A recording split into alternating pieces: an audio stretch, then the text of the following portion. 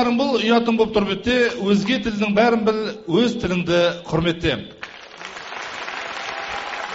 Оңтүстік Қазақстан облысының тілдерді дамыту басқармасының ұйымдастыруымен өтіп жатқан республикалық көңілді тапқырлар клубы сайысына қош келіпсіздер. Сайысымызды бастаймыз.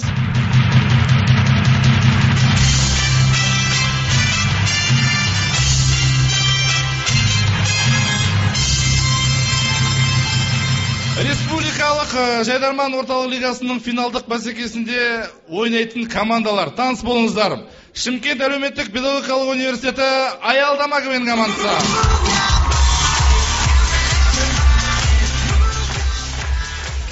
Қызылорда жастар құрамасы.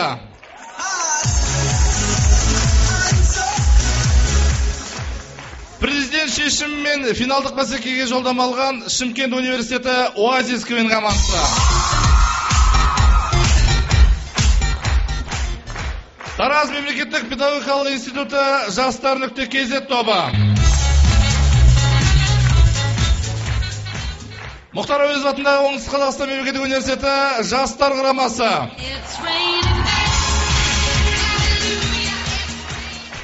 Қазақ көлік коммуникация академиясы Ақтөбе колледжі Экспресс КВН командасы Ақтөбе. Академиялық инновациялық университет Аюдың қонжықтары Шымкент. Алматы облысы Панфилов ауданының құрамасы Бессаусақ Жаркент.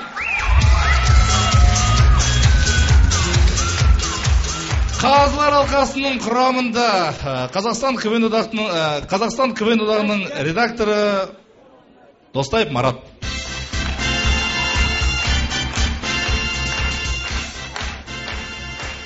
Қазақша КВН жұлдыздарынан құралған Жайдарман продакшн кинокомпаниясының администраторы, жетекшісі Бақберген Асанбаев. Белгілі клипмейкер Бақайға ұқсағысы келеді, бірақ дегенмен бүгін оның көзілдірігі ақ. Жәнібек Жанқараев. Белгілі теле жүргізуші Қазақстан Шымкент телеарнасы Фархат Балқыбекұлы. Және облысымыздың жастар орталығы мемлекеттік коммуналдық қазыналық кәсіпорны атқарушы директоры Балмаржан Нарбекова. Қымбатты достар, бүгінгі сайысымыз тіл болмаса түгің жоқ деп аталады. Нағыз жігіттер, нағыз азаматтар, нағыз әзілдер деген ойдамыз. Олай болса, біз сайысымызды бастаймыз. Бүгінгі сайысымыз 3 конкурстан тұрады: сәлемдесу, қайым айтыс және үй тапсырмасы. Олай болса, командалар ақ жол.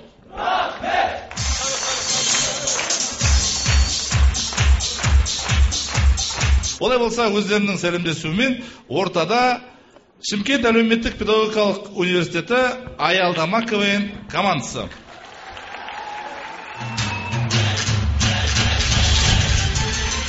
Жайдарма финалда алдында Аялдама, жирикидам-дей жігіттер жиналды, сұлу қыздар салды. Жирикидам-дей жирикидам-да бірге бір жеңеміз, я. Қайырлы кеш, Шымкент! Құрметті достар, сонымен әзілдерімізді бастаймыз. Бірінші көретін әзілдеріңіз: күнде үйіне ішіп келетін күйеуін жеңгеміз үйінен қууда.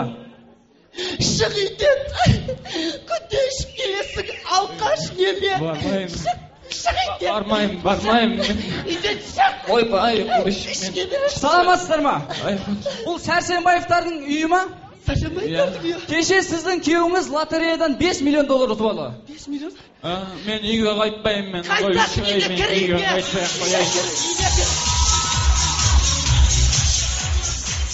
Бір-бірін 10 жыл бойы көрмеген құрбылардың әңгімесі. Құрбым. Өзгеріп сақалың өсіп кетті ғой. Оля, ұлың ба? Ұлың әдемісін ай. Жаным. Әдемісін ай. мынау өліп барады ғой балаң ба? Жоқ ой, күйеуім ғой ол менің. Өздеріңіз білесіздер, қазіргі таңда телеканалдардан айтысты алып тастады. Ал егерде сол айтыс бағдарламасын Қазақстаннан алып тастаса не болатын еді?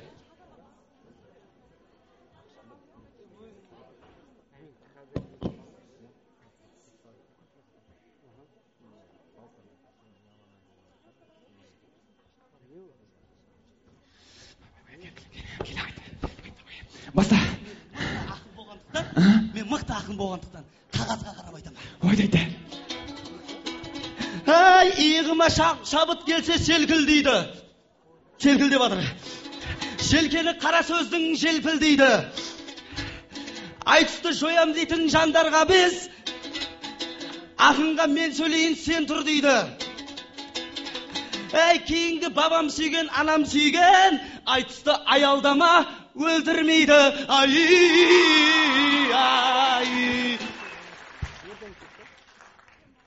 Аузында шай.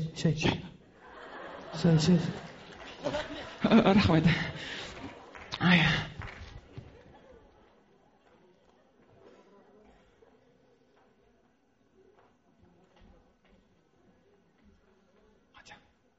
Саған 5, саған 4.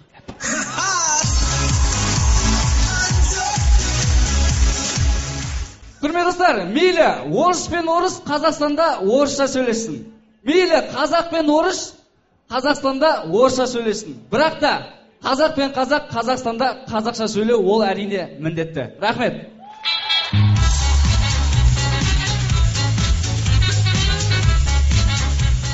Аялдама КВН командасы Шымкент әлеуметтік педагогикалық университетінің ректоры Қозыбақов Момбек Жамалбекұлына алғыстарын айтады.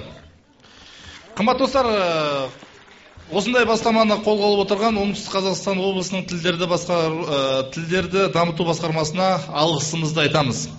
Сәлемдесу ортада Қызылорда жастар құрамасы.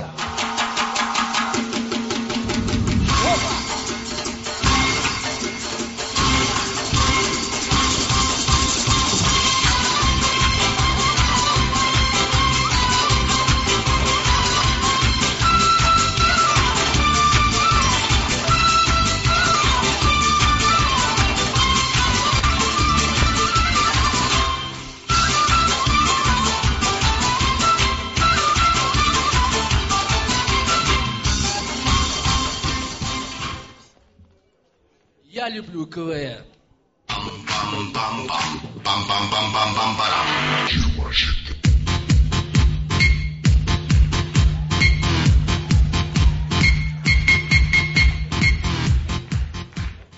Қымбатты достар, бүгінгі тіл мерекесіне орай біздің командадағы едіге арнайы тілек айтқалы отыр.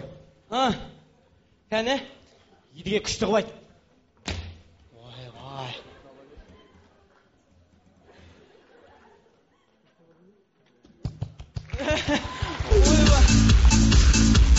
Ойбай, едіге не істедің сен? Не айттың ол? Түсінбей қалдық қой. Жоқ, осында едіге бірдеңе сен не түсінбей қала бересіңдер? Күшті тілек қой, мен аударып берейін ба? Аудар. Жаймен, давай. Құрметті жігіттер және қыздар, тіл мерекелеріңіз құтты болсын.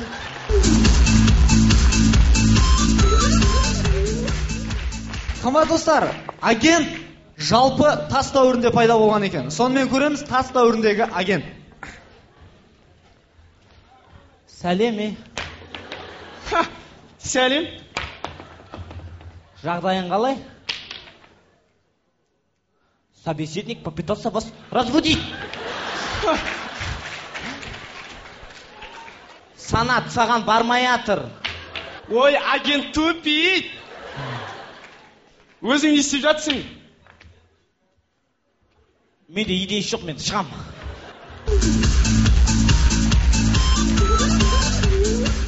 Қымбатты достар, сонымен көреміз Шымқаладағы қыз алып қашу.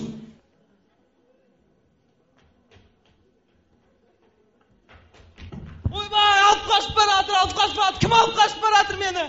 Ойбай, не болды? Әкімнің баласы. Кімнің? Әкімнің баласы. Ойбай, айналайын, ол айтпайсың ба?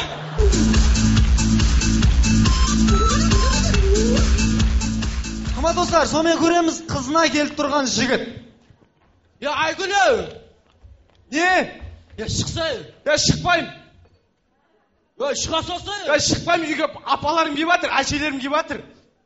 Тіл мерекесі кіммен болып жатыр, кейсе, Шықпаймын деймін, үйге көкелерім келіп жатыр. Шыға салса! Шықпаймын деймін, аталарым келіп жатыр. Не бәле, үйіне саммит болып жатыр ма? Көреміз, автокөлік алып, жыртылып жүрген бала. Ура, басталдым!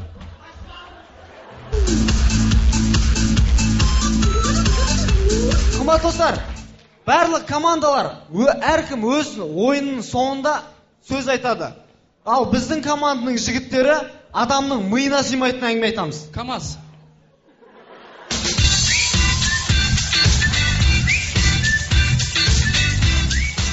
Жайдарман сайысын одан әрмен жалғастырамыз. Қызылорда жастар құрамасы Қызылорда КВН филиалының директоры Төлеганов Абдусаид мырзаға алғыстарын айтады.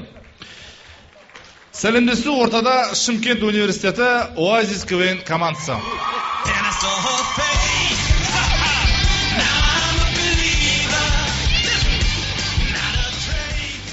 Қайырлы кеш достар. Бүгін финал. Олай болса біз мұжымаймыз, бірден әзілден бастаймыз.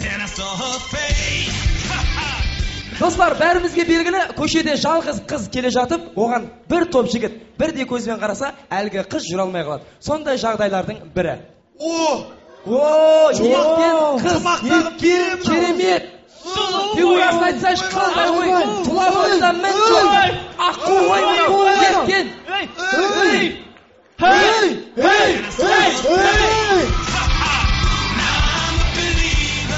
Сонымен жалғастырамыз қазақстандық спецназдар.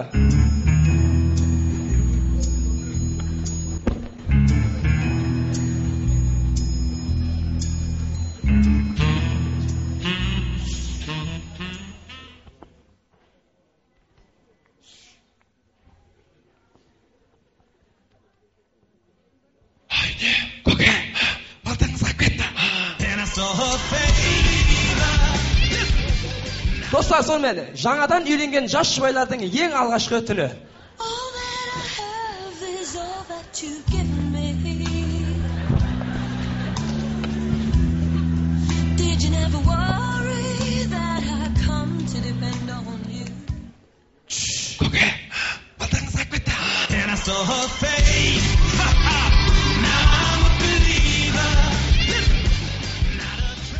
Достар, сонымен еш уақытта, еш жерде болмаған жағдай, біз сіздерге жол ережесінің көмегімен қыз бен жігіттің махаббатын көрсетеміз. Ертеде шымкенттік бір жас жігіт бір қызға қатты ғашық болып, ол қыздың телефон номерін алыпты. Сөйтіп, ол қызға SMS жазды.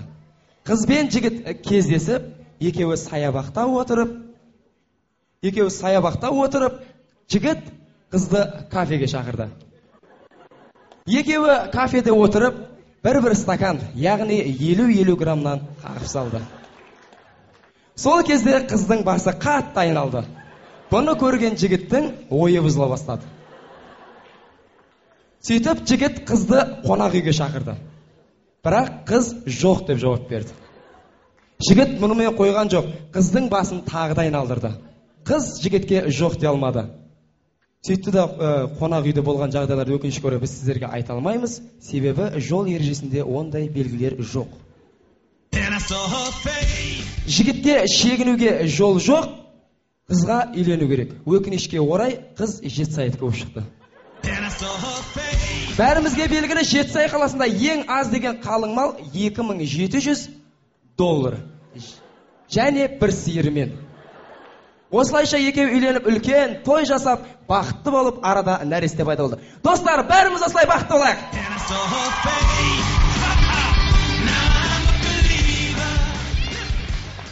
Олай болса, достар, сіздермен болған Шымкент университеті Оазис КВН командасы.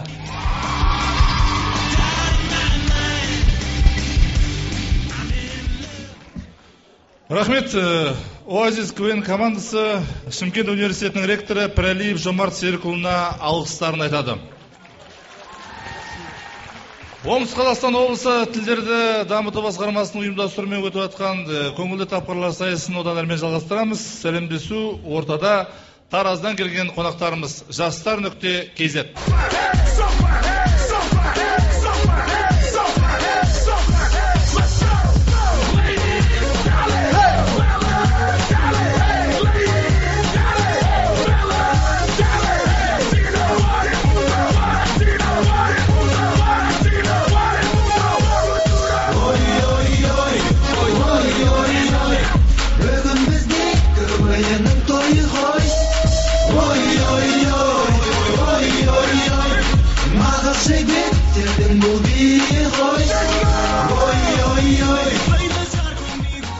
Я, құрметті достар, бірден әзілден жалғастырайық. Ішіп пысып отқан депутаттар. Құрметті әріптестер, басқа істейтін тірлік қалмады. Кез келген сөздің бас әрпін қазақ алфавитінен алып тастауға қалай қарайсыздар? Алып тастайық. Ондай осы с әрпін алып тастайық. Сонда саммит дегенде сын алып тастасақ, құрметті қазақстандықтар, аммит басталды дейміз ба? Болмайды. Онда сының орнына хым жалғайық. Сонда қалай болады? Құрметті астаналықтар, далаға шықпаңыздар, хамит болып жатыр. Болмайды. Ойланыңыздар. Онда болса, е әрпін алып тастайық. Әріптестер, болмайды. Егер е әрпін алып тастасақ, е әрпі сосын бізді алып тастайды. Болмайды. Ойланыңыздаршы. Онда қазақ деген сөздің басында қан алып тастайық. Сонда қалай? Азақ боламыз ба? Онсыз да қазақ халқы азбыз, азақпыз. Болмайды. Ойланыңдаршы. Онда қының орнына мұны жалғайық. Сонда қалай болады? Мазақ бола ма? Құрметті әріптестер, онсыз да қазақ тілін білмей мазақ болып жүргендеріміз аз емес. Футбол жанкүйерлері аялдамада. Ай,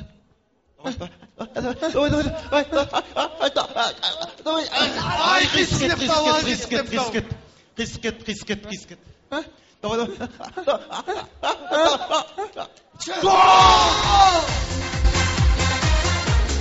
Я, достар, ондайды сабақ болады екен, өсек тілі сабағы. Саламатсыңдар ма, өсекші оқушылар?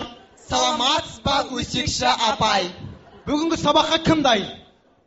Айта бер.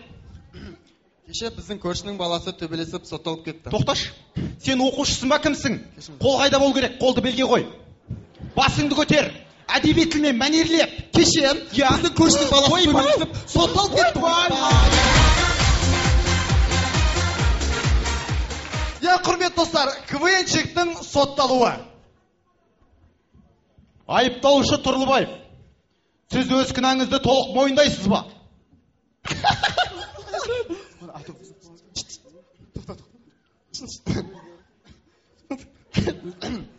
Сұрағын қайталайсыз ба? Айыпталушы Тұрлыбаев, сіз өз кінәңізді толық мойындайсыз ба? Өзің сондай.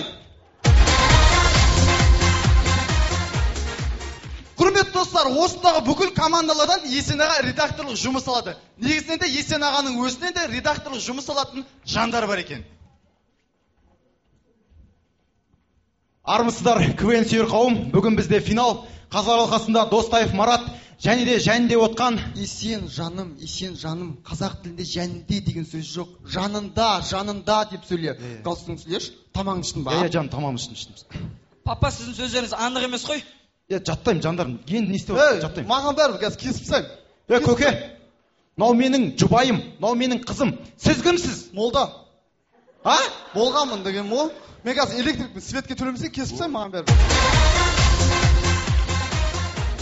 Я, құрметті достар, төбедегі жоғарыдағы орыс тілі ағаларымыз елдің алдында шығып сөйлейтін кезде мәтіннің қасындағы көмекшілер дайындап береді екен. Көреміз. Все готово, да? Текст готов? На казахском языке, да? Все. Ассалаумағалейкум, құрметті Жора Жорик жолдастар. Мен осындай мәңгүрт болғаныма өте қуаныштымын. Мен сіздерге сыйлық сыйлағым келеді. А, кстати, где подарок? Не знаю.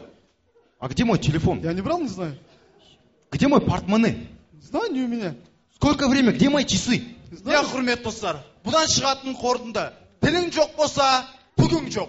Жоқ.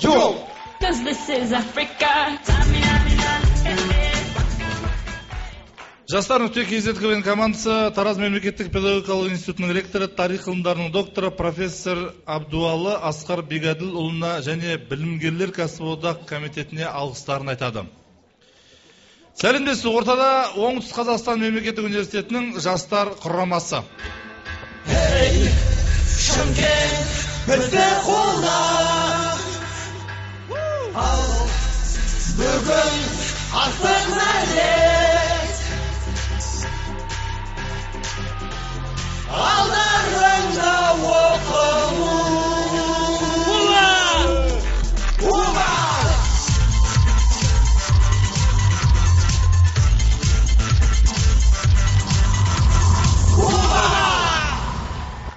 Сәлем Шымкент, бізде уақыт жоқ, біз бастаймыз. Бүгін біз ойында қалайда болса ұтуымыз керек. Күшпен болса да ұтуымыз керек біз. Я дұрыс айтасың, күшпен ұтуымыз керек. Олай демекші, күш демекші, алдарыңызда ұрысқысы келіп, ерексе алмай жүрген жігіт.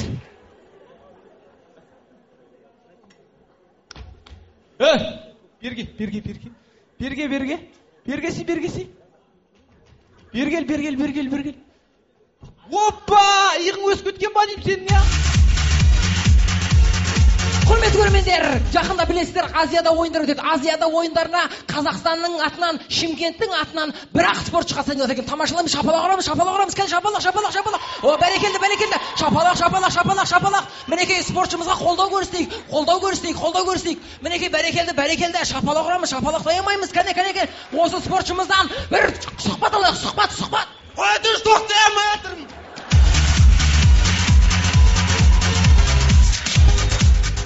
Құрметті көрермендер, алдарыңызда түнде Шымкент қаласында серуендеп жүрген қос ғашық. Негізі бұндай оқиға негізі өмірде болмайды, бірақ көреміз. Жаным. Тоқта. Жаным, кеш. Жаным. Ей, жаным-ау, білесің ғой көшенің бәрін қазып тастағанын-ау, жаным-ау. Не істебасың? Тұрсай, жауып жатыр, жап, тұр. Құрметті достар, сөз соңымызда қазақи тілек. Жігіттер, қазақи тілек. Бір күні ілгеріде қыран құс болыпты. Ол құс 10 ғасырда бір-ақ рет жұмыртқалайды екен. Оның бір ерекшелігі басқа елге емес, біздің қазақ еліне кеп жұмыртқалапты. Ол құс астанамыздағы Алып Бәйтерекке кеп жұмыртқалады.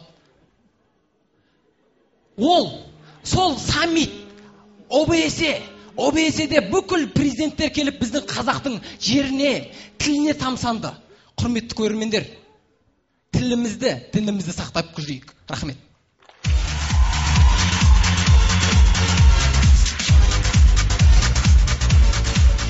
Оңтүстік Қазақстан мемлекеттік университетінің жастар құрамасы университет директоры Бишімбаев Уәлихан Қозыкеұлына және де көңілді тапқырлар клубы сайыстарының үйірмесінің жетекшісі Баймырза, Зұлпықар мырзаларына үлкен алғыстарын айтады.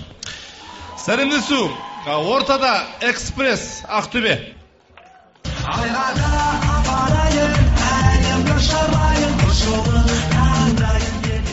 Кешар құрмет шымкенттіктер, бүгін міне қаламызда Жайдарман лигасының ақтық сайысы. Бұл ойынға біз команда болып жақсылап дайындалдық.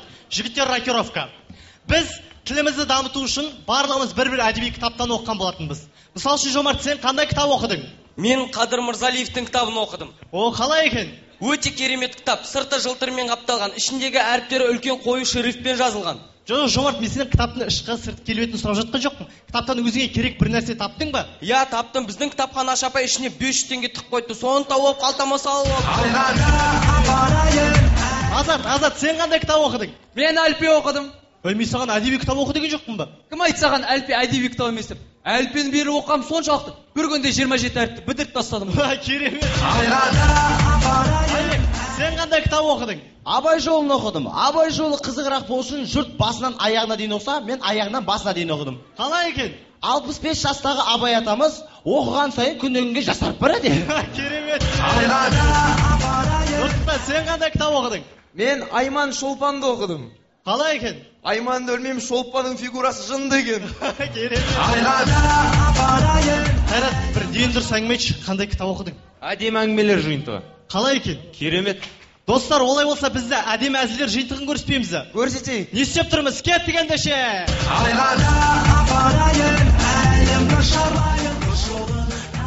Әдемі әзілдер жиынтығының шарттарымен таныс болыңыздар. Бірінші әзілге күлу, екінші әзілдің мағынасына түсіну, үшінші оған шапалақ ұру. Келістік па?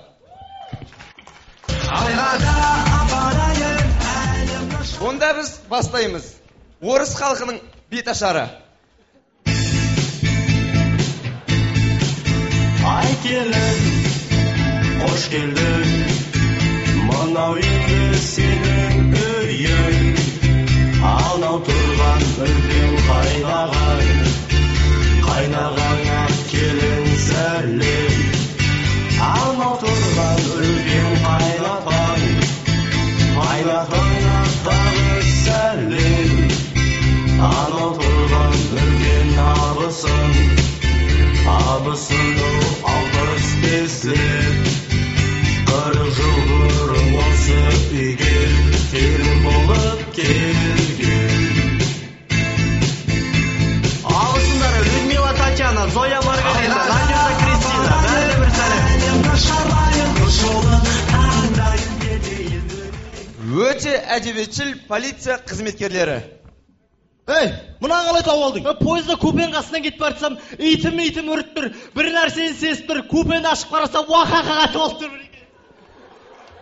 Ей, прапорщик жолдасым, ісіңді майор қолдасын, званияң жуасын, аға лейтенант болғасын. Звания маған 5 дейін, ісімдер не істейін? Ісің сенен күлгізер, одан әрмен жүргізер. Ақ киімде денелі автоматты, соқырмы қотанамас адамзатты, үсті басы қапқара, түсі суық, тепкен жерін сындырып келіп қалдылар жүргізеді. Сен бұл іске араласпақ қой, бара бер боссың. Құп болады жолдас подполковник мырза. Ей, подполковник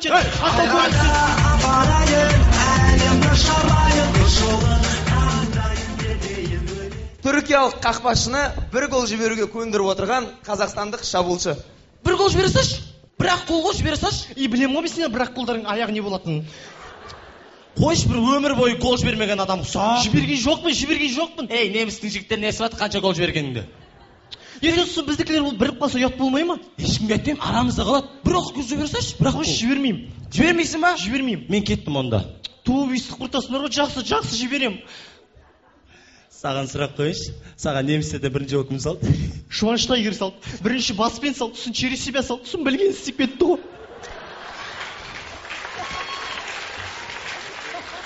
Не істедің? Бітірдік қой істі. Мен барам онда. Бармай қойшы, ешкімге айтпайын деп қойдым. Не қайда бір қақпаша тіреліп қалдың ба, әлі арамызда бір қақпаша жүрмей қалды ма? Жақсы, бара беш. Анаған жібердің ғой, салдырттың ғой, бізді бір ақ рет салайықшы. Мә, сендер вообще әдет қылып алған сендер, да?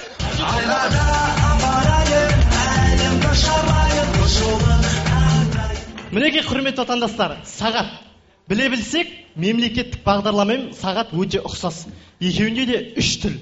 Мысал келтіретін болсақ, орыс тілі 5-те тұр, ағылшын тілі 6-да тұр, ал қазақ тілі жүріп тұр. Қорытынды, қазақ тілі тоқтамас.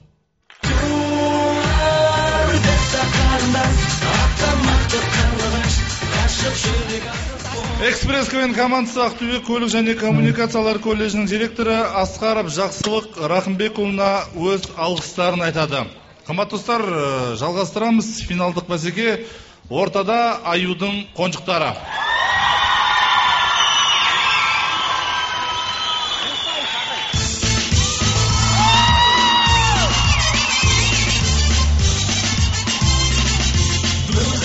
Шаршамаймыз, әсерге жеткен жазда қайда. Ойнап тұрып жүреміз, тоқтамаймыз. Кездесеміз сіздермен осындайда. Мағыл жерде ойнаймыз, әсіліміз сыйлаймыз. Бүгін менен КВН қыз бетеген көрем. Жігіт қыздар құмарай жастар ойын бұрадай. Сезіп баша шешесін сарт деп қызды бұрадай.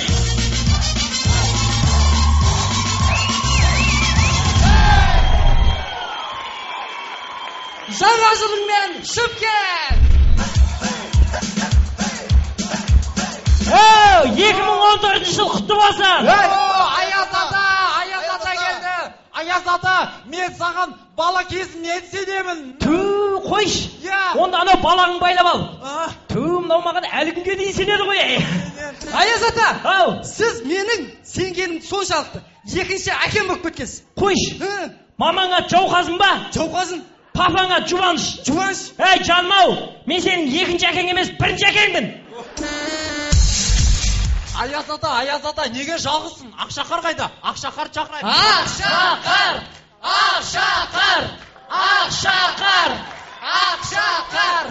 Ақшақар. Ма ақша, ма қар. Аяз ата, осы түсінбеймін да, мына қапты әр қашан арқалап жүресіз. Осы қаптың ішінде не бар өзі? Мынау қап па? Білмеймін, неғып арқалап жүре беремін осы ше? Не бар? Ол қаптың ішінде? Мысық қай? Неғып? Адам өлтіретін тас. Ей, араларында бір жан дейтін жігіт бар ма? Жоқ. Онда қажет жоқ. Сыйлық береміз. Сыйлық. Тыныш. Кім тақпақ айтады, соған сыйлық беремін. Айтшы. Аяз атам келіп тұр. Маған таппақ беріп тұр. Қарным ашты. Қарның ашса маған не? Үйіне барып палау же. Егер палауға тоймасаң, мен мұнан жем. Аяз ата, біз осы ойында чемпион болғымыз келеді. Чемпион болғыларың келсе, не дұрыс бастамаймыз ба? Кетіп!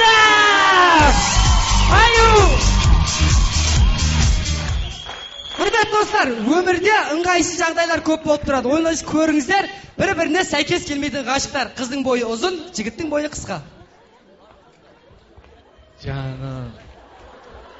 Жаным. Ту, жаным.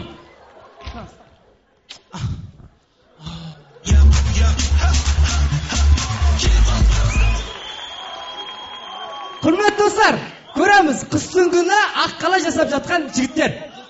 Әкел. Ортасына әкел. Әкел ортасына әкел. Жігіттер, басын әкеліңдер, басын.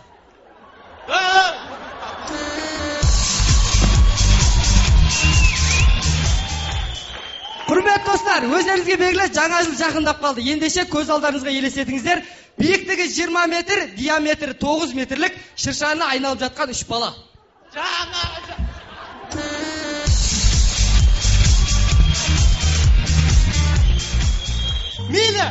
Мейлі тілім, ұғыспасын ғаламмен, мен сен аңсап, сарғаяйын санаммен.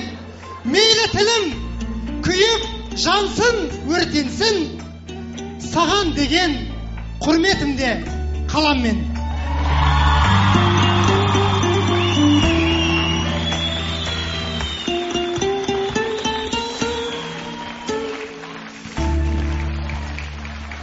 Аюдың қоншылар квен командасы Академиялық инновациялық университетінің ректоры Ермахан Ибадуллаұлы Құстаубаев мырзаға алғыстарын айтады. Сәлемдесу және соңғы команда. Ортада 5 саусақ, Жаркент, Алматы облысы. Алайын, тойға салды келіңіз, ақыласқым ниет қып, көктен бірге еліңіз. Қазағатты халқының құдыретін тануға, жастарыңның жасаған тамашасын көріңіз. Мәйнәдуны халқының көрінеді ғұрбынан, жақсы тәлім күтеді елменен жұрдынан. Бабалардың дәстүрін жан тәнімен білуге, жастарыңның қызуы жалынменен ұмтылған.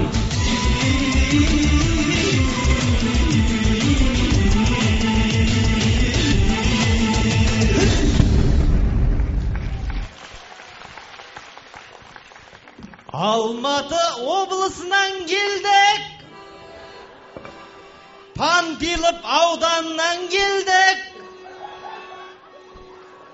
Жаркент қаласынан келдік, финалға келдік, Шымкентке келдік. Ай!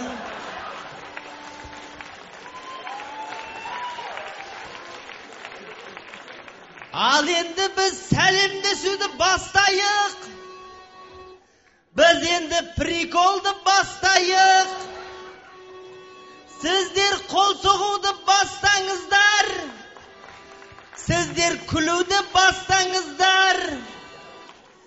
Жаркентте қыздарды қалай алып қашатынан бастайық.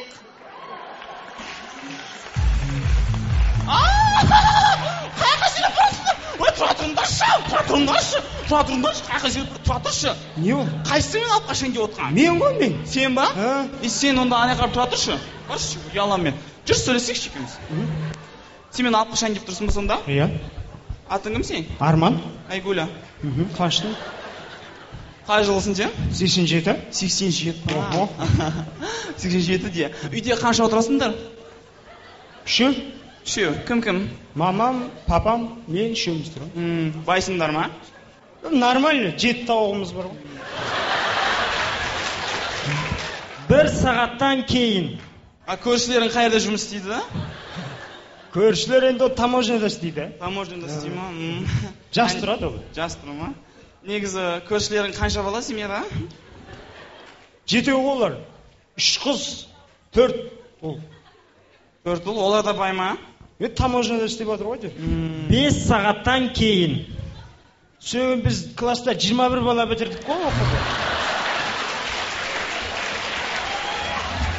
8 ұл, қалғаны қыз. 21 бала бар. Вечерлерің жақсы болатын жәрі. Керемеді. Сөйгізді де, солай де. Негізі тойдан кейін не істейін деп атсың? Тойдан кейін үлкен қалаға Алматыға барып, тұрсақ па деп. Мама пападан бөлек па? Бөлек. Тұра бер.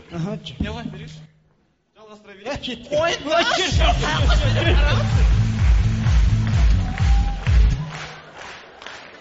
Жанары оттай жанып, жүрегімді шоқтай қарып, сұлуларды көргенімде жаным тағат таппай қалып, нанане. Просто осан хит болғанай мен де айтып жатырмын да. Еркін, тоқта. Бізде уақыт аз, бізге берген уақыт бітті. Жақсылап Шымкентке келдік. Шымкент өнер ордасы. Өнер ордасынан, өнер топырағынан ауылымызға бір бата алып қайтайық. Есенеға бір бата беріп жіберіңізші. Жақсылап, қол жайып жіберіңіздер. Ал енді олай болса, 5 саусақтарыңызды жайыңыздар, өзіміздің жігіттерге бата беріп қояйық.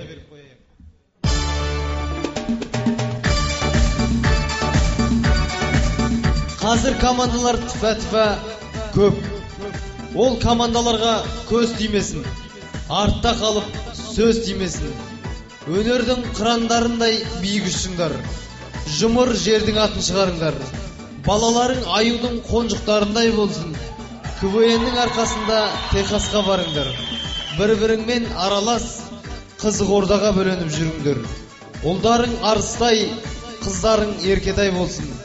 Түркістандай түрленіп, жарайсыңдар, жігіттер атанып жүріңдер. Жастарың тараз 2000-ға жетсін.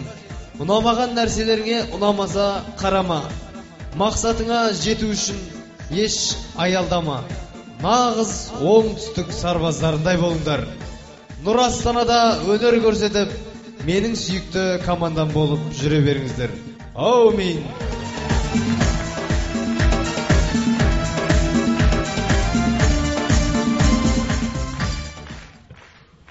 Рахмет, Бесауса КВН командасы Панфилов ауданының әкімі Ермек Әбілмәжінұлы Келемсейіт мырзаға және аудандық Нұр Отан халықтық демократиялық партиясына алғыстарын айтады. Қымбат достар, сәлемдесу аяқталды. Қазір ортаға командаларды келесі сайыс үшін шақырамыз. Келесі сайысымыз қайым айтыс. Командалар ортаға. Регламентті қазір алқасы дайын болса, онда бастайық. Оазис Шымкент жоғары балл Беспаев. 5. Жәнібек мырза, бері қаратайық. 5. Бақберген мырза. 5. Бәрекелді, барлығы Беспаев. Экспресс Ақтөбе. 4. 1-5. Қалғаны 4. 5 саусақ Жаркент. 5.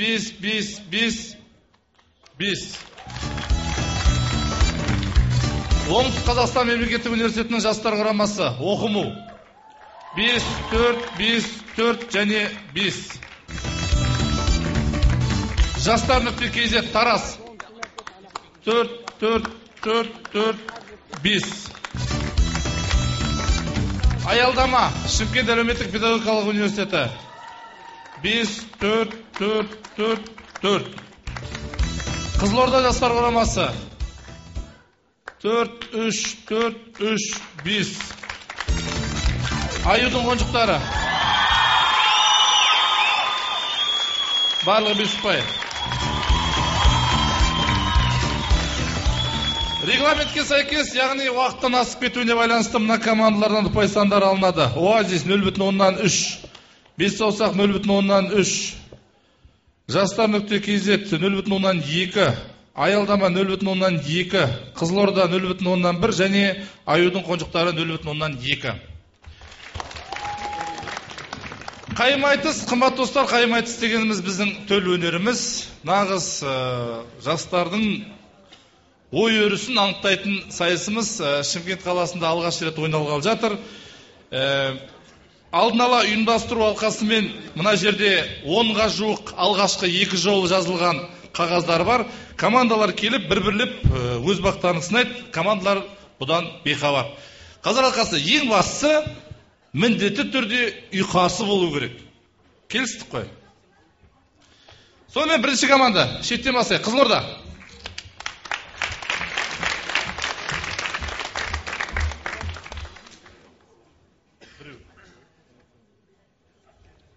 Командалар 30 секундтан кейін жауап береміз. КВН-ді ойнап жүр талай қазақ баласы. Құшақ жайып қарсалар шырайлы Шымкент қаласы.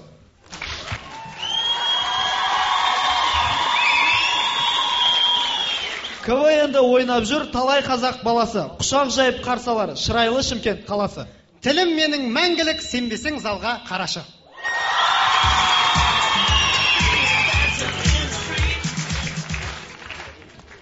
Жауап беруші оқыму. КВН-ді ойнап жүр талай қазақ баласы. Құшақ жайып қарсалар шырайлы Шымкент қаласы. Бар әлемнен озады қазақтың кең даласы. Экспресс Ақтөбе. КВН-ді ойнап жүр талай қазақ баласы. Құшақ жайып қарсалар шырайлы Шымкент қаласы. Сөзді өзгертіп жазды кен қай қазақтың данасы. Оазис. КВН-ді ойнап жүр талай қазақ баласы. Құшақ жайып қарсалар шырайлы Шымкент қаласы. Мейірбан ғой Шымкент қаласы, оқып тұрған Қызылорда баласы. Рахмет. Оқыму.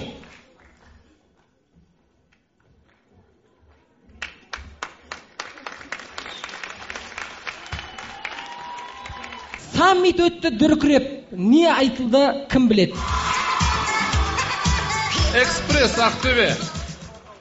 Саммит өтті дүркіреп, не айтылды кім білет? Не айтқанын қайтесін, не істеледі деу керек. Жаркен. Саммит өтті дүркіреп, не айтылды кім білет? Не айтса, оны айтсын, мықты екенімізді білдірмек. Рахмет. Келесі. Оазис.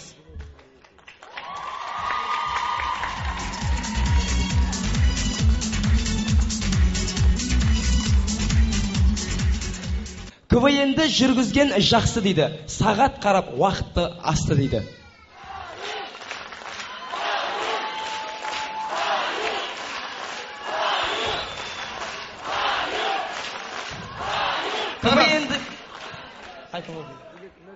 КВН-ді жүргізген жақсы дейді. Сағат қарап уақыттан асты дейді. Қазағымның қазақша сөйлей алмағанына қарным менің қатты ашты дейді. Тарас тілдің мәселесін мықты көтеріп жатыр. Байқайсыздар ма? Осыны ескеріңіздер. Экспресс.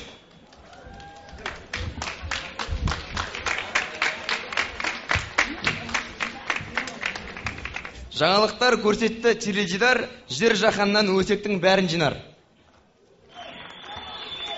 Жаңалықтар көрсетер теледидар, жер жаһаннан өсектің бәрін жинар. Мен бұны домбырамен айтайыншы, ағайын сіздерге ай болсын пиар. Жаңалықтар көрсетер теледидар, жер жаһаннан өсектің бәрін жинар. Жақсы қыз өз бойына арын жинар, Азиядағы Алматыға Қызылорданың қарын жинар. Аялдама. Жаңалықтар көрсетер теледидар, жер жаһаннан өсектің бәрін жинар. Теледидар орысша көрсетеді, айтыңдаршы қазақ тілін кімдер сыйлар? Рахмет. Жақсы, рахмет. Келесі команда. 5 саусақ.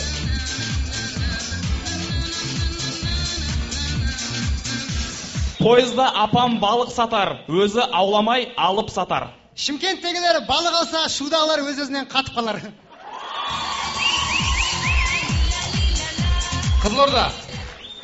Пойызда апам балық сатар, өзі ауламай алып сатар. Өзі ауламай алып сатар, біздің аралда балықты атып алар. 5 саусақ. Өзін айтқан түсінбеді ана бала. Пойызда апам балық сатар, өзі ауламай алып сатар. Сол апамыз плацкартқа кіріп алып, жолаушының орынын алып жатар. Оқыму.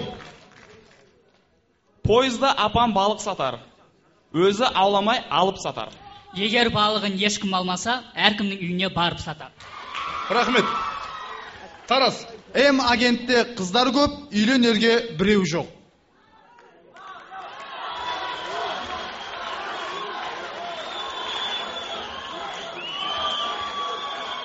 Оазис.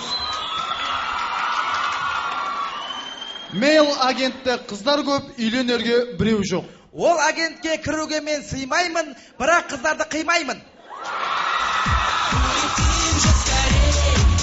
Мейл агентте қыздар көп, үйленерге біреу жоқ. Не қыласын агентте аюда сұлу қыздар көп. Мейл агентте қыздар көп, үйленерге біреу жоқ. Марат ағам құласа, ұстап қалар тіреу жоқ. Мейл агентте қыздар көп, үйленерге біреу жоқ. Ақшаң көп болса, қызың көп, бәрібір сенің түрің жоқ. Рахмет. Аю.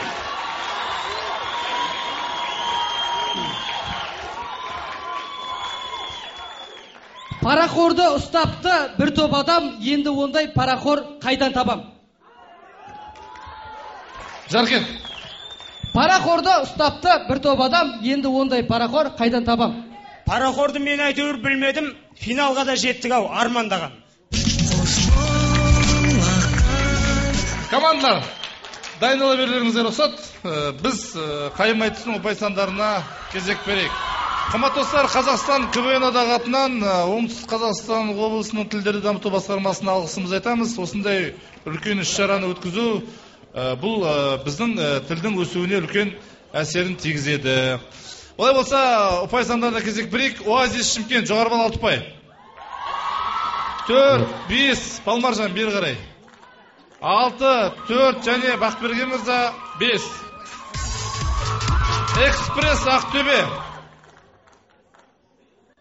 5, 3, 4, 4, 4. 5 саусақ Жаркент 4, 4, 4, 5 және 5. Оқыму жастар құрамасы 5, 5, 5, 5 және Бақберген 5. Барлығы 5 ұпай. Жастар нүкте KZ Тарас 5, 4, 6, 5 және 5.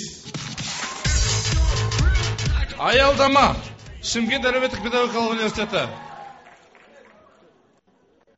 3, 3, 4, 4.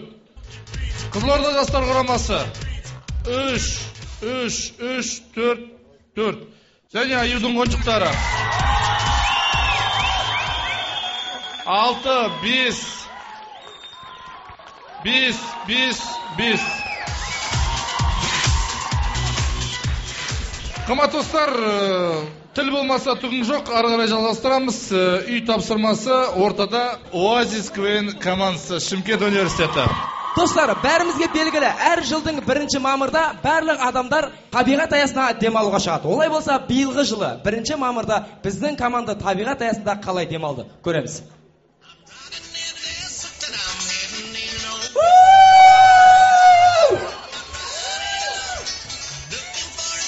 Табиғат неткен керемет! Неткен табиғат! Толықжан! Қандай Толықжан? Менің атым Тоғжан. Тоғжан! Адамның жынын келтіріп, қалап тикпегенің не? Ойбай, Айгуля, қалап тигіз келді деп тикпелді дейсің ба? Кеше көшеде келатқан ғой. Жолдың бәрі қазылып бастаған. Енді секіріп жатыр ем, қысқа юбкам ауын жыртып алдым, амал жоқ қалап тиіп келдім. Қыздар, қазір бізге жігіттер сөз айтқанда бірден сынып қалмайық, мақұл ма? Не ғой, Айгерім, сынбасаң сен сынбайтын шығарсың. Мен сынбай жүргеніне 10 жыл болды. Фигурам болса шашылып кетті. Мен сынбаған жігітті өзім сындырам. Қыздар, бұл жерде өсек айтып тұрғанша ана жақта тез тамақ істейік. Жігіттер, құр жүрғанша мынау шашликке ағаш жегпеңдеші бар я. Ержан, сен шашликті өзің істеп жатсың, дұрыс па? Бұлардың бәрінің өзінің басында жұмыс бар. Өзің барып қайт, өзің жарсың. Кім теріп келеді, мен қалай барам мен? Жігіттер, неме осындайсыңдар? Өзім ақ барам. Айгерім онда, мен де барам. Ержан, сен тоқта. Қыз десе бірінші жүріп кетесіңдер, білмейсіз ба? Сен кетсең шашликті кім пісіреді? Сен осы жерде тұр, мен қазір отынды өзім ақ көрем. Айгерім, тоқта. Не істеп жатсың? Не істеп жатсың? Орманды өртеп жатсың ғой сен. Сіз кімсіз? Мен орманның қорғаушысымын. Осы саябақты қорғаушысы. Не істеп жатсың? Не өртеп жатсың? Сен шашликті орда отты шашлик жағып отырсың ғой сен. Сен ішіп ағасы өктеші. Орбит берші. Жігіттер, қыздар, отынға кетті. Енді бізге су керек. Суға біз Ержан екеуміз барамыз. Болмаса Азат екеуміз барамыз. Болмаса өзім барам. Жігіттер, шашлик дайын болып келіңдер, шашлик. Осылайша кеш болды, біздің жігіттер алаудың жағасында. Жігіттер, қыздар, бір отырыстағыдай ет май болып отырайықшы. Қалай сонда? Мысалы, мыналар ет, мен май. Ерғазы, бұлай құры отқанша, өзің бір домбырамен әу деп жіберші. Онда сендер шапалағыңдар.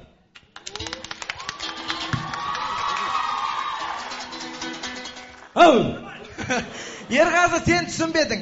Мен саған ән айтшы деп атырым. Ән ба? Түнгі сағат 2, Шымкенттің шеті, қотыр жолға түсіп кеттім.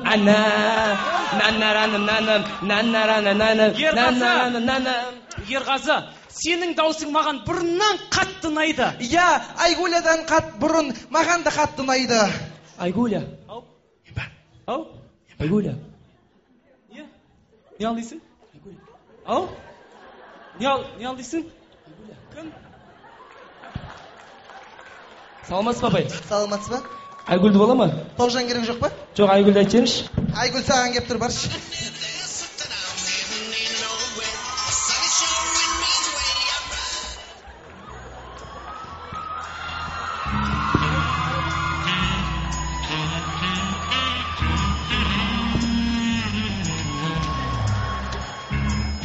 Көмектесіңдер! Не болып қалды? Не болды? Не болды? Кене ауруы, сақ болыңыздар. Шағып алған жағдайда дәрігерге ертерек хабарласыңыздар. Тоғжан, сен де ойнамайтын кезде ойнайсың. Жігіттер, қыздар, одан да судың жағасына барып, өз армандарымызды айтпаймыз ба? Айры қайсымыз өзіміздің арманымызды айтайықшы. Иә, менің арманым бүгін бізді кене шағып алмай, аман есен үйге қайтсақ екен. Менің де арманым қазақша КВН жиі болып, оның қолдаушылары көбейсе екен.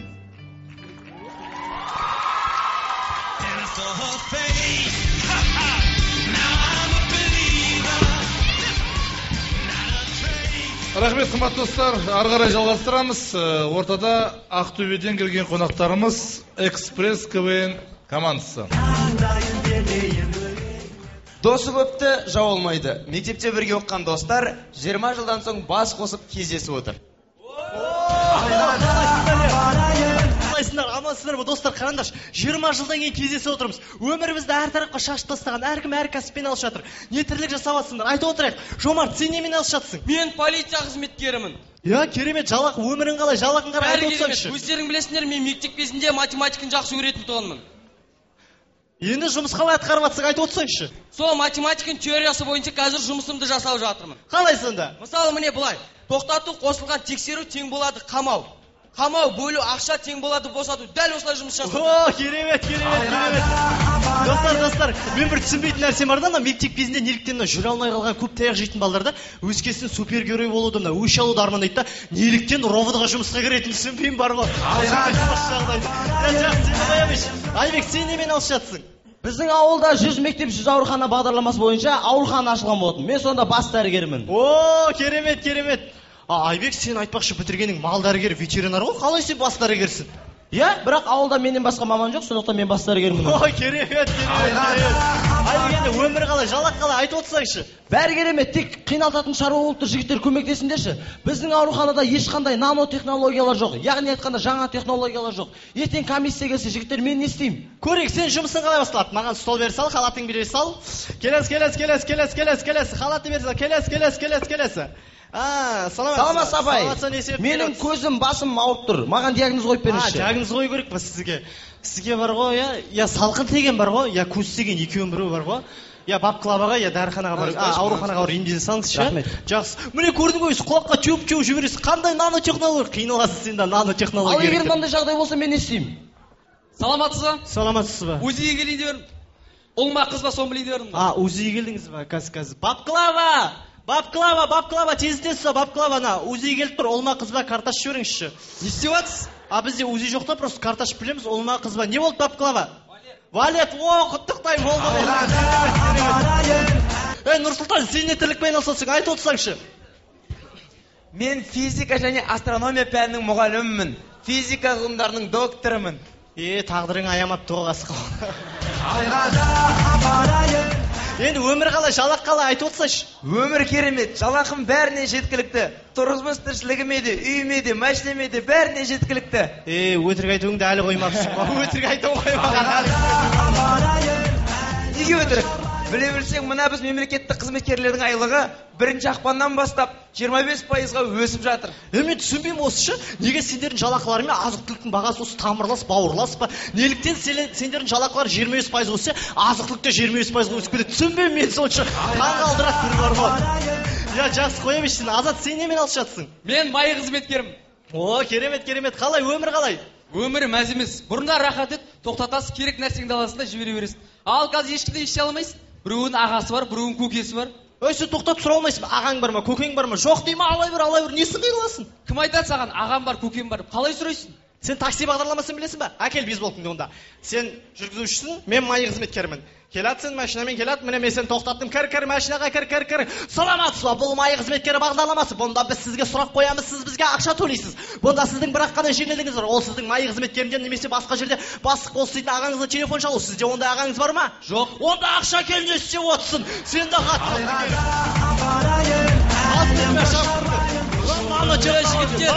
жігіттер, біз мұнда не үшін жиналдық? Мен айтуға өтпін ғой. Біздің жалақысы бәріне жететін физика және астрономия пәнінің мұғалімінің үлкен ұлы үйленіп жатыр. Сол үшін жиналып отырмыз ғой. Қалай, тойға бәрі жеткілікті ме? Тойға дайындық күшті, керемет, бәрі жеткілікті. Өтірік айтуыңды әлі қоймапсың ғой. Өтірік айтуыңды. Жақсы достар, көмектесекті. Әрине көмектесеміз. Көрдіңіздер ме, достар, біз жұмысық жұдырық сияқтымыз да, кез келген мәселені шешіп тастаймыз, мектепте де өйстіп бірігіп жүріп бітірген жоқ емеспіз, Жігіттер, естерінде ма, апайымыз айтушы еді, сендер бесеуің адам болмайсыңдар, адам болсаңдар мен мына құлағымды кесіп берейін деп. Мен апайды жаман аяп отырмын ше. Неге? Қалай құлақсыз жүр екен. Достар, қараңдар, 20 жыл бұрын дос едік, әлі де доспыз да. Себебі біздер бірлік жарысқа достар емеспіз, Кеттік ендеше.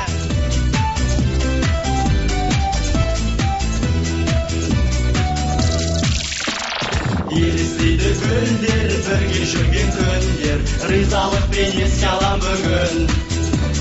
Таза ұшқан гүлдер, жусаны көп белдер, өзгермепті барып көргенмін. Біз арманға балап, жұлдыздарды санап, жүруші едік алыс күндерді ойлап. Бар өмірім менің жеңіс болса мейлі, аман жүрсін достарым деймін.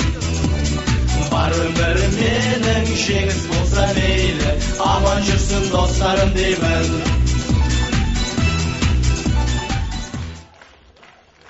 Рахмет, қымбат достар. Енді ортада Мұхтар Әуезов атындағы Оңтүстік Қазақстан мемлекеттік университетінің жастар құрамасы, үй тапсырмасы. Біздің Қазақстанда ОБС-ден саммит өтті. Сол саммиттен кейін әр елдің президенттері банкетте. Президенттер, жиналыңыздар, бәрекелді. Жиналыңыздар. Міне керемет Қазақстанда банкет өтіп жатыр. Осы шаңырақтың егесі. Нұрекеңді ортаға шақырмадық па? Нұрекең шапалақ. Кәне, ортаға, Нұрекең. Бәрекелді. Нұрекең. Бәрекелді. Алда. Ассалаумағалейкум. Елге келіп қалған екенсіздер. Қалау. Қай жақ еді? Танымаймын. Ал мынау үлкен саммитке қош келіпсіздер. Мына енді мына жерде қонақ күту деген бар қазақта. Мына жерде тартуымыз қайда? Тарту. Бастақпеңдер. Тарту. Қойдың басын деді, ол басына ақ сүйремсің сен. Бәрекелді. Мынау енді. Так. Қырғызстан қайда? Қырғызстан. Отыншиева. Қырғызстан, Отыншиева қайда? Отыншиева. Отыншиева қайда? Наяқта кәні. Отыншиева. Енді дұрыс емес осы қатының бар ма? Сен, та.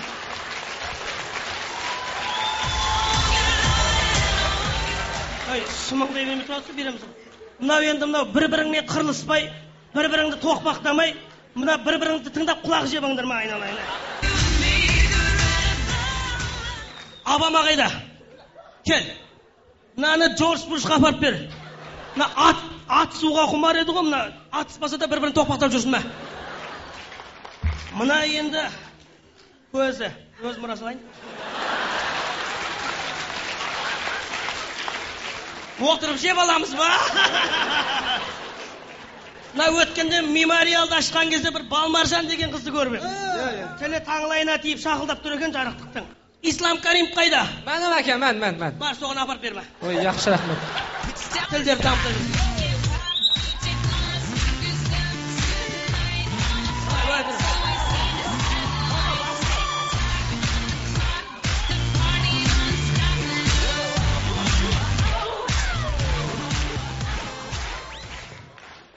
Есін аға, сіз де бір президентсіз ғой. Мен Қазақстан ата шықтым, көріпсіз мінекей. Кеше өткен туылған күніңізбен, енді мына бастың қалған сізге енді. Алпарып берді жігіттер. Марат бар ма? Қамыры саған. Нұреке, енді осы астан кейін бір бата беріп жүрсеңізші, тілек. Аумин деңіз, аумин. Енді мынау үлкен тұрып кіші сөйлегеннен бездегенде Нұрағаның өз шығып айтсын онда, е? Онда Нұрағаның өз шықсын.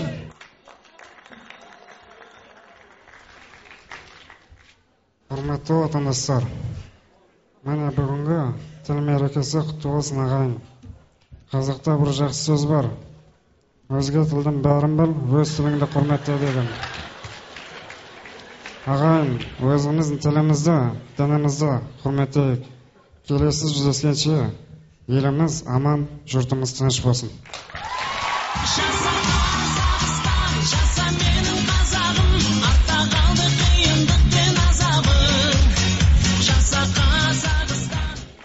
Саған жетпейді, Марат. Қамырын әкеп беремін қазір.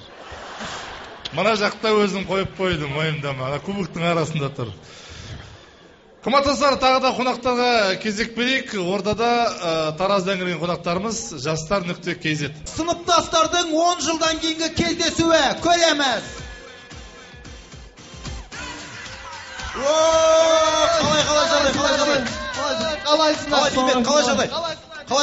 Қалай жігіттер? 10 жылдың ішінде қарынды жіберіпсің е. Жігіттер, бұл қарын емес. Енді бұл спорт залға деген аллергиям ғой. Ой, сәлем. Динара. Қалайсың? Сәлем. Жігіттер, киімдерін шешіп жайғаса беріңдер. Айтсаң бол. Динара, киім шешіп жайғаса бер. Қалай өзің аман есенсің ба? Көрмеген көп болып жүрген.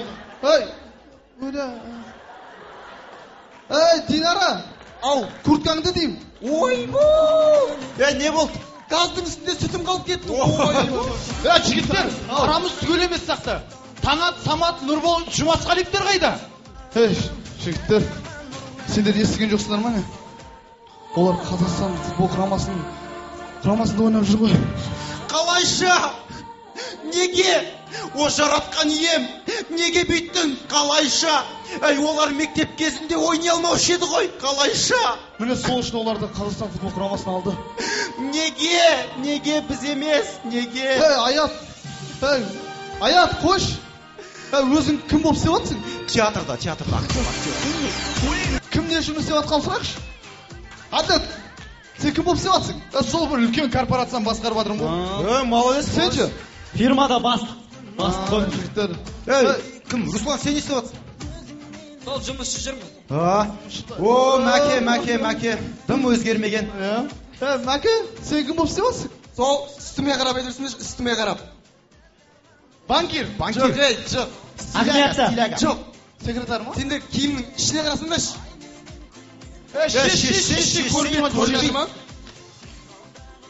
Шеш, көрінбейді, айналайын ау. Ойбай. Әйелің тастаған ма? Алқашсың ба? Мен фитнес-клубта инструктормын. Қандай инструктор сен? Сендер күлмеңдер. Мен білесің ба? Бірақ қатты ауырдым ғой мен. Қой! Мен негізі қандай едім? Қандай едіңіз? Жігіттер, дастархан басына жайғаса беріңіз, қолдарыңыз. Жайғаса, мен қазір сөйлесіп алайын, жайғайсам деп, сөйлесем. Алло. Әділет. Қалай жағдай? Жақсы. Естіп жатырық, сен бір корпорацияның бастығы дейді ғой. Басқарып жатырық қой сол. Сол мен қазір жұмысшы жүрмін дегенде енді. Менде $4000 бар, мен жұмыс қалшы. Қанша? $4000. Алсаң алайын енді. Әділет. Сен маған ренжіме. Не болды? Мен қазір қаржы полициясын істеп жатырмын. Жемқорлыққа жол жоқ. Сен ұсталдың болды, сотталасың. Соттай бер, сотта. Сотта менің қолымда соттамай. Қалсыңдай бермеңдер, жігіттер. Дастарханға жиналайықшы. Жігіттер, мынау қалай істеп болғансың ба, бәлесің, бекерге істеп жатқан жоқсың ғой, молодец. Барлығымыз осындай 10 жылдыққа жиналып отқанымыздың арқасы, ол әрине мектептің арқасы, дұрыс па? Дұрыс. Мектепте біз білім алған парталардың арқасы. Ал біреуің қазір сол парталарды ойлап отырсыңдар ма? Ол парталардың беті сызылған, астына сағыз жабысқан. Сол біреуің парталарды ойлап отырсыңдар ма? Біреуің ойлап жатқан жоқсыңдар. Айтыңдаршы, ойлап отырсыңдар ма біреуің парталарды? Аят, оңғош жігіттер естеріңде ма? 3-ші сыныпта партаны сындырып қойып, директордың алдында сүміреп тұрып Шакираға билеп еді қой. Қашан, естеріңді сүріңдірші.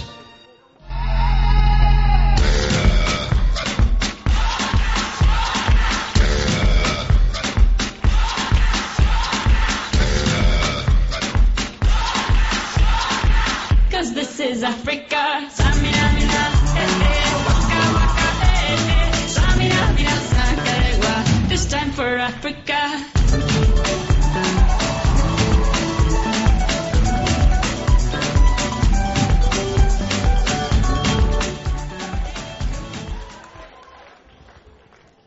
Рахмет. Бүгін еске алу кештері көбейіп кетті. 10 жылдық, 20 жылдық. Ортада тіл болмаса түгің жоқ, академиялық инновациялық университет. Қазақтың середе шымбатты жігіттері Үндістанға қалыңдық іздеп келуде.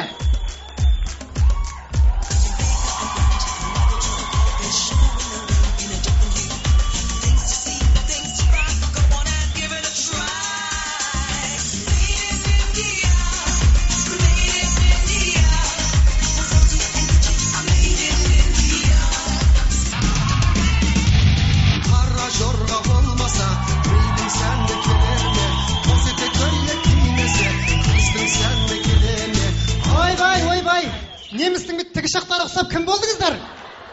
Біз Алтай мен Атыраудың арасындағы Ұланғайыр атырапта орналасқан қазақ деген халықтың сүйер біз боламыз. Мынау енді қыздар өсіп, бой түзеп, бой жеткен шығарсыздар. Я, мынаның бойы жеткен, менің жетпеген, мынанкі былайынан кеткен.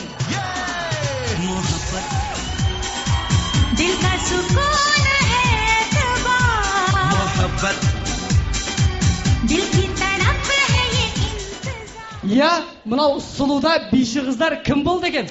Кім десеңіз, мен Зита, мынау Гита. Анау ше? Бұл ортамыздағы сызықша. Оу, мынандай үндінің сұлу, қымбатты, фигурасы 90-60-90, шашы ұзын, қасы қара, үндінің қыздары көрсеп көзім шықсын. Мыналар керек па? Мыналар керек па? Біреу рөл жоқ қылар, жүрек ет. Бол! Ал, сіз үндінің қыздарына бұлай қалай сөйлесіз, бізді ренжетте ойламайсыз ба? Жоқ, қарындас, енді ренжімей өз-өзіңізді басыңыз. Не істеп жатсыздар? Өз-өзімізді басып жатырмыз. Оу, енді мынау таныстық, осы танысақ қалай қарайсыздар? Мен бұлай қараймын. Мен бұлай қараймын. Жоқ, енді әзілдемей таныстырыңыздар. Жарай, таныс болыңыз. Зита деген мына қыз. Көресіз де сынасыз. Аяқ қолы балға қой, бітіміне қарасаң кунг-фудағы панда ғой.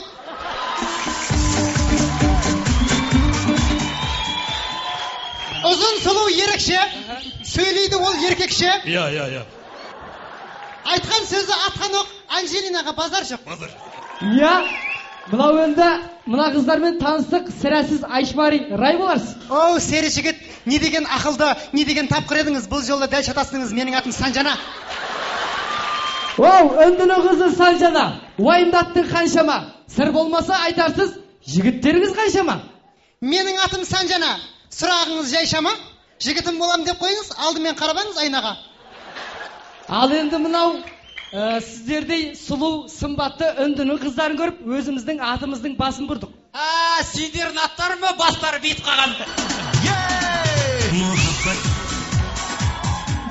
Енді мынау сіздердей сұлу үндінің қыздарын көріп, өзімді бір актер Шахрухан сезім тұрған жайым бар. Ойбай, мен сізде арық, сүйек қанқаны көріп, өзімді денелі сезім тұрған жайым бар.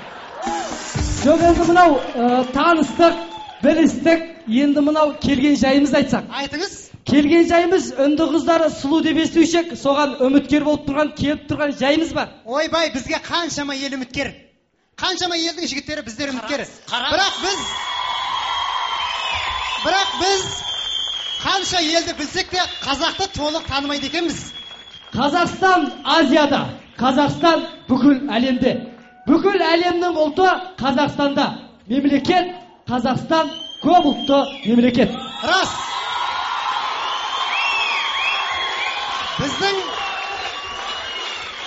Біздің жүрегіміз бір, тірегіміз бір. Дініміз ислам, тіліміз қазақ. Туған тілім, тірлігімнің айғағы. Тілім барда, айтылар сөз ойдағы. Өссе тілім, мен де бірге өсемін. Өссе тілім, мен де бірге өшемін. Бұл менің Қазақстаным, бұл менің тілім.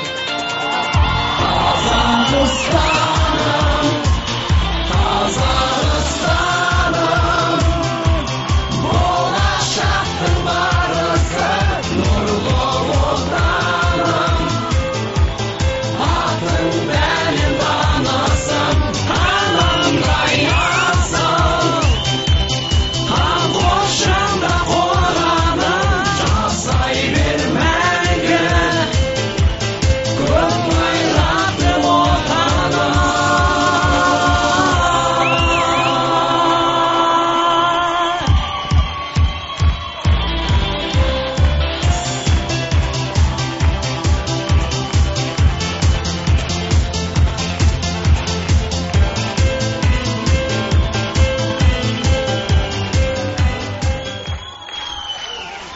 Оңтүстік Қазақстан облысының тілдерді дамыту басқармасының ұйымдастыруымен өтіп жатқан тіл болмаса түгің жоқ атты көңілді тапқырлар байқауының үй тапсырмасы бойынша келесі командасы 5 саусақ КВН командасы. Жаркент, Алматы облысы. Жаркент қаласында үлкен тойға дайындық болып жатыр. Тамашалаңыздар. Нелерің дайын, айналайындар. үлкен кісілер келіп жатыр. Сырттан, шетелден ағайындар келіп жатыр. Айналайын, жақсылап күтіп алу керек. Қазақ деген намысты жібермеу керек айналайын. Аға, тұра тұршы. Бәрі дайын. Қыз дайын болса, біз де дайын. Бәрі дайын ба? Тақадай, сайғы бәрі дайын. Концертті жақсылап дастарханды бәрін ұйымдастырамыз. Шетелдіктерді алдынан қарсы алып, арнау айтатын ақындарың бар ма? Арнау? Арнау деп қояды. Бар ғой. Бар болса. Дайындандар. Арнау айтып береді ғой. Арнау айтып, оркестрмен шетел. Шапалақ ұрып қойыңдар. Мінекей. Арнауды айтатын жігіт па? Айтатын жігіт. Қарап тұр әзір. Қандай арнау айтасың? Көгімдегі гүлімдейін сені, көкшедегі гүлімдейін сені, көзден ұшып шырақта жүрсең. Тоқта айналайын. Кайфқа кіріп кеттің ғой сен? Қандай арнау мынау? Енді арнау топ айтады ғой осыны. Арнау топ емес, арнау айту керек. Шетелден қалай тұрып жатсыздар, қалай келдіңіздер, арнау айту керек. Қош келдіңдер. Арнау ма? Қазір айтамыз ғой. Шетелдегі күнімдейін сені, жердегі. Тоқта, болмайды мынау. Би дайындаңдаршы, ән болмаса, би дайындаңдар. Би де бар. Би бар ғой, мен билеймін. Мынау жындығын ғой. Қара жорған өлтіріп тұрып билеймін. Қара жорған шетеліктер түсінбейді айналайын. Ой, көке, любой музыка қойыңыз, қара жорған дивжеңіз келе береді соған. Қоймай? Давай көрейік. Қойыңыз, любой. Мынаған келмейді. Тоқта. Мынаған қара жорға келмейді. Ұлттық би ғой, ұлттық би. Бұған келмейді. Келмейді мынаған. Мынау қазіргі заманның биінен қойыңдаршы. Ал кет. Мынаған қара жорға.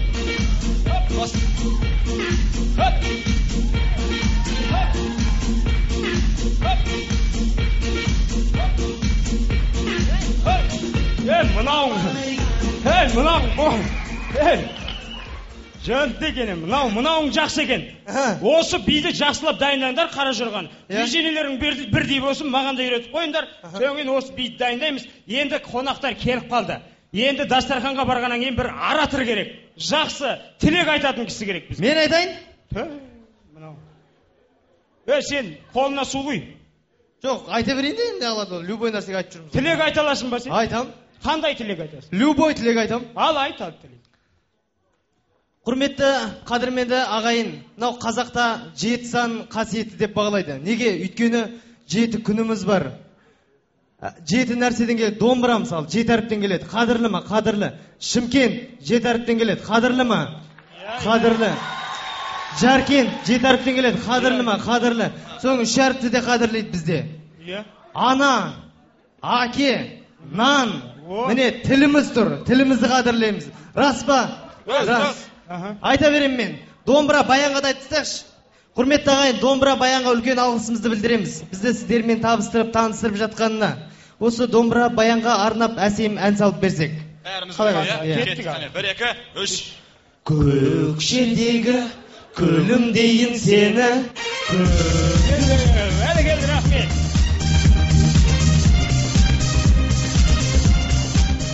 Рахмет, қымбатты достар, осымен сайысымыз аяғына жақындап келеді. Сіздердің қошеметтеріңізбен барлық командаларды ортаға шақырамыз. Командалар ортаға.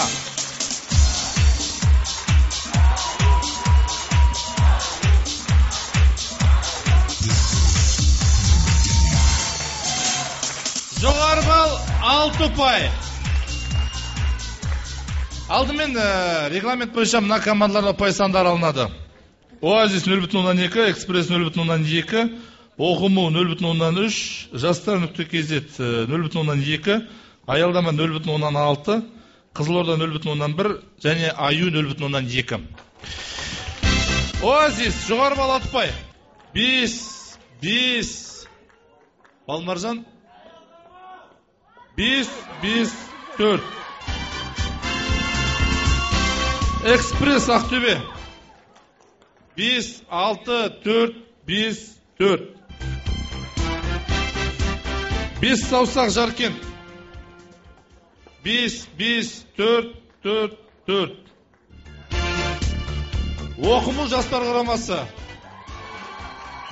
5, 6, 6, 5, 6.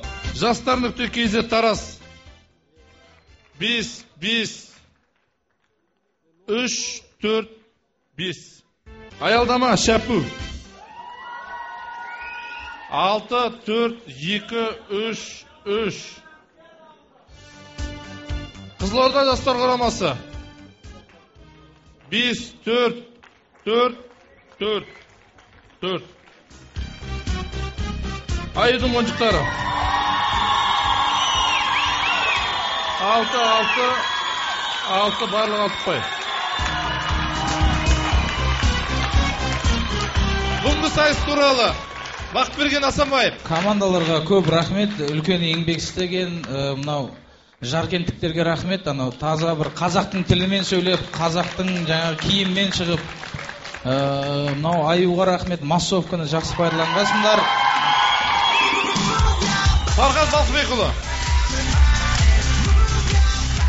Кеш жарық достар, мына шынында да саммиттің қарсаңында біздің Шымкентте өте керемет ойын болып жатыр, және осы ойынды ұйымдастырған КВН одағына және облыстық тілдер дамыту басқармасына бір қошемет көрсетіп қойыңыздаршы. Маған ойын өте ұнады, дегенмен де әр команда өзінің біліктілігін, білімділігін көрсетіп жатыр, бірақ бүгінгі КВНнің тақырыбы қандай? Тіл болмаса түгің жоқ дейді. Бірақ біз осы тақырыптан ауытқып кетіп жатырмыз. Жаңа қайым айтыс деп, бұл енді айтыстың керемет бір түрі. Ал енді қаншалықты біз айтысты білетінімізді, мына поэзияны жақсы білетінімізді байқап жатсыздар. Дегенмен мынау Аюдың қонжықтары. Жақсы ойын көрсеткенімен, қайым айтыста сіздердің жауаптарыңызды мүлдем ұнаған жоқ. Бос сөз көп. Тілге байланысты ештеңе айтқан жоқсыздар. Ал енді барлық командаларға өте сәттілік тілеймін. Жақсы ұнағаны. Экспресс Ақтөбеден келіп отырған. Рахмет сіздерге. Алыстан келіп өздерінің өнерін көрсетіп жатыр. Рахмет. Балмаржан Нарбекова. Мен бүгінгі барша оңтүстіктің жалынды жастарын осындай ойын өтіп жатқанымен құттықтаймын жастар атынан. Ал мынау Оазис Шымкент университеті, жарайсыздар. Тіл туралы жақсы қозғалды, одан кейін елбасының жаңа салған азамат сахна төріне шығыңызшы. Шынында да талант бар, дарын бар, жарайсыз. Ақтөбе экспресс КВН командасы басында жақсы бастадыңыздар, үлкен рахмет айтамыз. Бес саусақ Алматы, сәлемдесу өте жақсы бастадыңыздар, ары-қарай кішкене дайындық керек сияқты. Жастар, сіздер әр облыстың, әр жаңағы оқу орнының беткестер қаймақсыздар. Сіздер шынында да біздің елімізге жастарымызда не жетіспей жатыр, соны біз қалай жақсарта аламыз деген тақырыпты көбірек қозғасаңыздар, нұр үстінен нұр болар еді деген ойдамын. Бірақ сіздердің ойнағандарыңыз маған өте қатты ұнады. Мынаны әлі жеген жоқпын. Берген сыйларыңызға рахмет. Ойын біткеннен кейін Есен ағамен бірге тағы етті бөлсем деген ойым бар. Бірге жейтін боламыз. Мараттан ұқсат тұрасаң болды. Иә, берет Маратпен келістік. Одан кейін жастар кезет Тараздан келген жігіттер. Саясаттан жаңағы хабарларыңыз бар, жаңалықты білетін, мәдениетті жігіттер екенсіздер. Рахмет сіздерге. Ал жалпы оңтүстіктің жастар атынан Есен аға осылай біздің облыста жиі осындай керемет ойын өткізгеніңізге сізге рахмет. Туылған күніңізбен. Сәнде Жаңғараев. Кеш жары достар, мынау бүгін ақтық мәре. Барлық командада сын айтпай қойын. Бірақ мен ойлаймын, осы бүгінге ақтық мәреге шыққаныңыз ол өте үлкен жетістік. Сол үшін осы командаларға доғыл шапалақ ұрып қойсаңыздар. Бүгін осы ақтық мәреге шейін дайындалған жемістеріңіз көріп жатсыздар. Жеке өз пікірім, бүгін Аюдың қоншықтарына тең келетін қарсылас болған жоқ. Марат Достаев. Саламатсыздар ма, құрметті достар? Қысқа, бүгінгі сенімді ақтамаған, яғни мен бұл сезонда басынан бастап отырдым. 1-4-те, 1-2-де бүгін финал. Орталық лиганың барлық ойындарында осы жерде болдым. өкінішке орай деуге болады, жартылай финалда Есен аға өз сенім білдіртіп шақырған аялдама КВН командасы сіздің сеніміңізді ақтамады деп ойлаймын Есен аға, біріншіден. Екіншіден, Оазис командасы бүгінгі ойынға қатысқанда рахмет айтамын, сәлемді сөйлері жақсы болды, бірақ ары қарай додаға сай өнер көрсете алмады. Бес саусақ КВН командасы, жалпы Жаркент, сіздерге үлкен рахмет. Сәлемді сөйде мықты күлкі сыйладыңыздар бізге. Ары қарай білмеймін, татамай қалдыңыздар ма, бір дайындық жетіспей ма. Былай, аюдың қоншықтары, өсіңіздер, өніңіздер. Рахмет Исаға.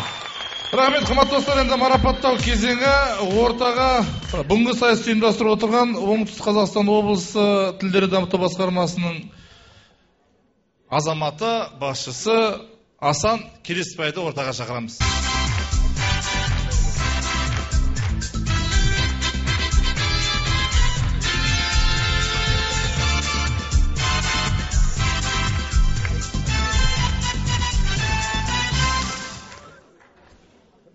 Құрметті жастар, құрметті достар, құрметті әріптестер, мына шырайлы шымқалаға қош келіпсіздер біріншіден.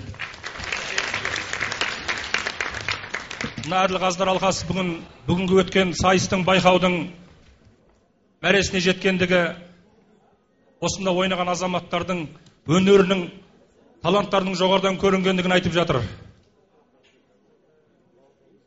Жаңа айтты, осы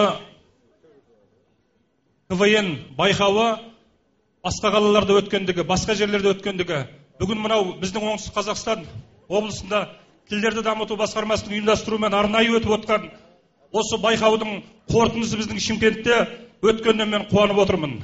Сосын бір қол шапалақтап қойсаңыздар. Бәріміз де студент болғанбыз, бәріміз жас болғанбыз. Бірақ мынау жастардың арасында өнерге бейімделген кездерде көптеген кемшіліктер кетіп жатыр. Бірақ қазақта бір жақсы сөз бар ғой, көз жүреді, түзеледі дейді. Мынау Ақтөбеден келген, сонау Жаркенттен келген студент жастарға мен алғысымды айтқым келеді, оңтүстікке келгеніне. Осы тіл болмаса түгін жоқ байқауын ұйымдастыруға бізге мұрындық болған Есенелі үлкен рахмет айтқым келеді. Әрдайым осындай жеңісті күндерде жолығайық. Рахмет. Тілді құрметтейік. Сонымен бүгінгі сайыста келесі командалар марапатталады. Сайысқа белсене қатысқан үшін 10,4 ұпай. Аялдама Шымкент әлеуметтік педагогикалық университеті.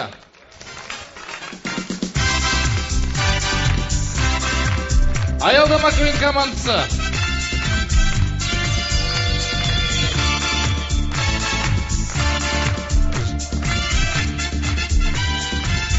Жалпы ұпай саны 12,8. Экспресс КВН командасы Ақтөбе.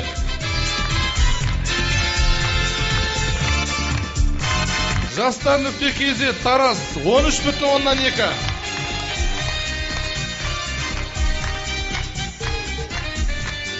Жалпы ұпай саны 11,2. Қызылорда жастар құрамасы. Қызылорда.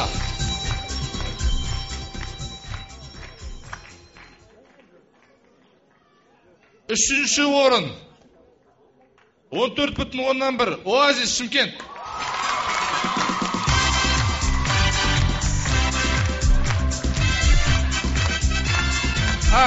Үшінші орын, кешірім сұрайым.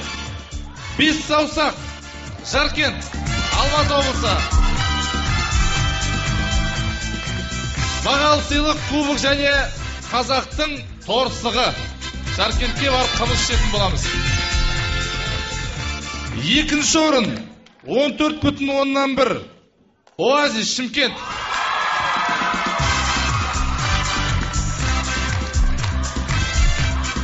Диплом, кубок және сағат.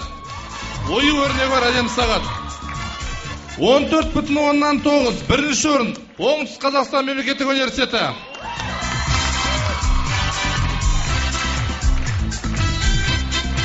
Бағалы сыйлық және де тұлпар. Қазақтың тұлпары. Әділ мініп жүресің. Және бас жүлде 15,8. Аюдың ойыншықтары.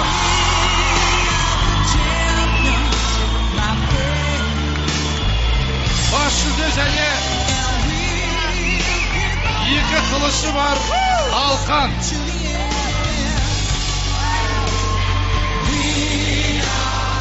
Қымбатты достар, Оңтүстік Қазақстан облысы тілдерді дамыту басқармасының ұйымдастыруымен өткен сайысымыз аяғына келіп жетті. Тіл болмаса түгің жоқ. Әр уақытта тілімізді қадірлей білейік. Бұл біздің тіліміз. Сондықтан да осына мақтан тұтайық. Сау, саламатта болыңыздар.